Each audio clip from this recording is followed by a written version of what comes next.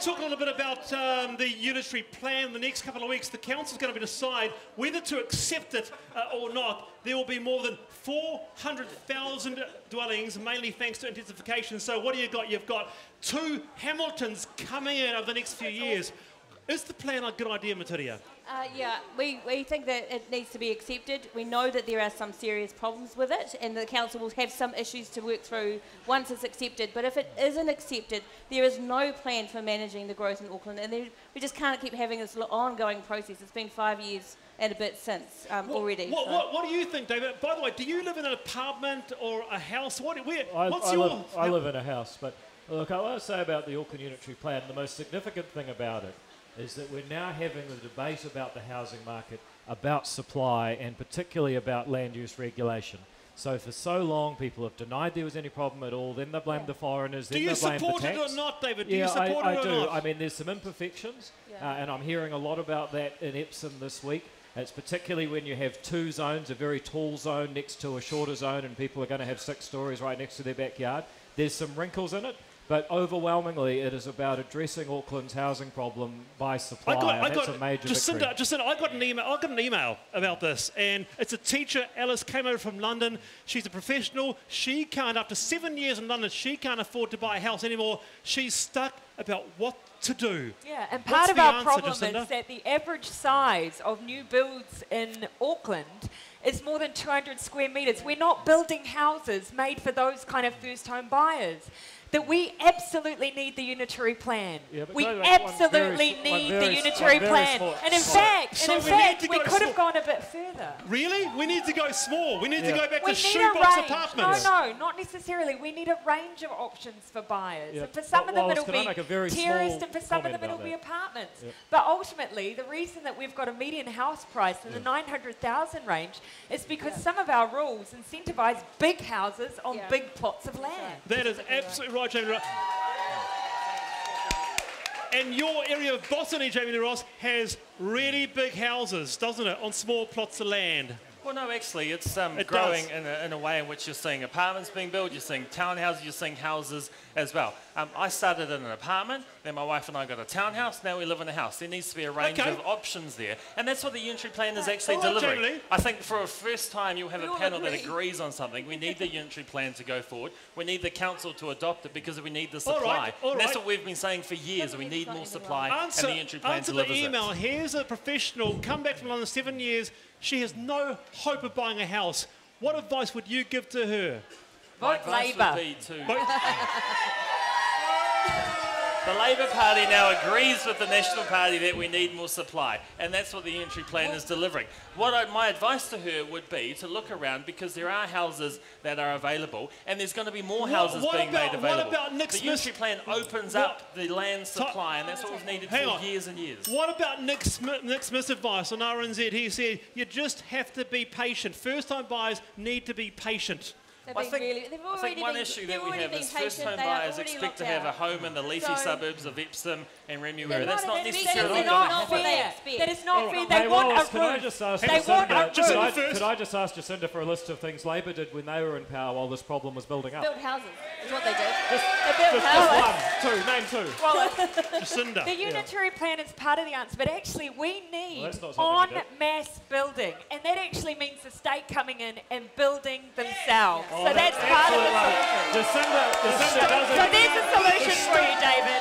Jacinda doesn't even double the number of houses than there were 5 years ago. All right, I want to go to the audience and then back to you guys. Hayley. Yes, I've actually spotted Hayden Donald from the spin-off. He started a war for Auckland. Hayden, is this war? Should we get our pitchforks out? Yeah, well, I think it is war. I mean, I probably would have preferred to call it a battle, or maybe a small sort of, turf war. But no, yeah, a skirmish. But, I mean, we considered getting militias together and, occupying villas and leafy suburbs. But in the end, we decided at the spin-off to just write a lot of words and make some videos because we're really in favour of the Unitary Plan. Okay, the words. The war for Auckland. Is this actually a war? I think that we termed it that way because of how vital it is for the youth. And particularly poor people, young people, they're locked out of the housing market. there's lots of people now. I mean, you see stories about people sleeping in their cars. You know, you see a whole generation of young people that are essentially not going to be able to buy a home ever in their life. And then you have that juxtaposed with sort of stories about, you know, older people in villas on 970 metre squared sections. Not in my backyard. Yes, no, not in my backyard. You know, I don't want to see a 3-story apartment next to me. It's just not on. It's. So you obviously support the Unitary Plan. The guys behind me do not. Why is it good?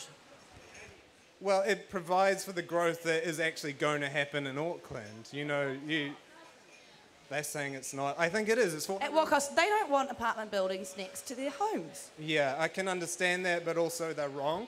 So, I mean, it's... Do you want one next to your home? Do you want an apartment building next to your home? Oh, this is... Or do you want to live in the apartment building? Yeah, I do, and I'd like to... Next to your granny's home, next to your mum's home? Do you want high rises everywhere?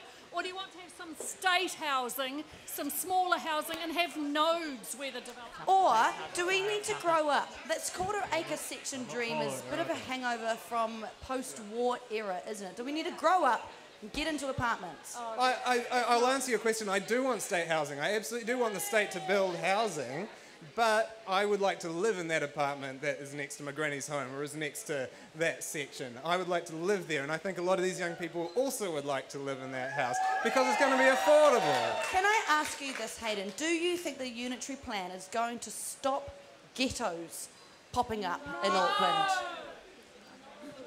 I'm not qualified to answer whether that's going to stop ghettos. I know that it's going to provide the housing that we need to actually house young people and allow them to get a house. They're locked out. For a whole generation is locked out. Without the help of their parents, they're not going to be able to buy a house. Isn't it sad? Back to you, Wallace. All right, lot to think about there. Gosh, the argy-bargy, well, whatever. What did you make first, you, Baturia? So we don't want this to be a generational argument. This is about making sure that there is enough... But it's becoming that. I know. It's becoming that. That's because, to some extent, it's allowed to happen like that. So we need to make sure there is enough housing in the city for everybody to buy if they can buy and to rent if they need to rent. State housing, affordable housing, all of those options. The worry about design and about building quality is legitimate. So, all right, Jacinda. Can I just finish this? Because today we launched a consultation document about building code standards and about an urban design proposal to get information from New Zealanders about how to improve standards so that we don't have ghettos, so that we have quality of life in our urban areas. Because that's what Auckland wants have a word from to see. Jacinda. Yeah. We don't, you know...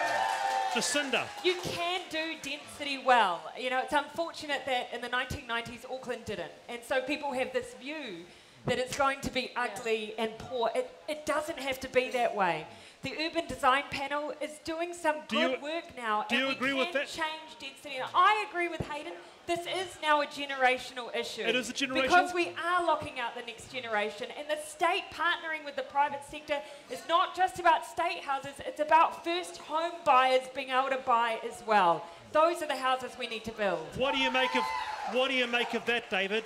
Density. Well, I mean, what Jacinda's saying is intellectually bankrupt. If the government can free up the land to build houses on, why do they need the state to build them? If you can free up the land, you've solved the problem. Because no one in New Zealand builds to scale, David. No one builds to scale. And the reason for that is that if you have a very limited number of sections at very high prices, then you're not going to produce homes at scale. That's a symptom of, again, the land use planning laws. All right, David. So, final thought from Jamie about this. I think we need to recognise that Auckland is delivering more supply already. We've doubled the number of houses that have been built compared to 5 years ago. We need to continue that, though.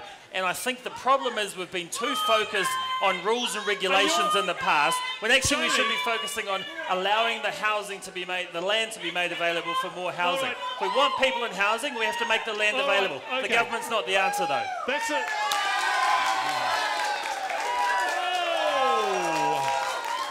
I love you guys too. Wow, okay.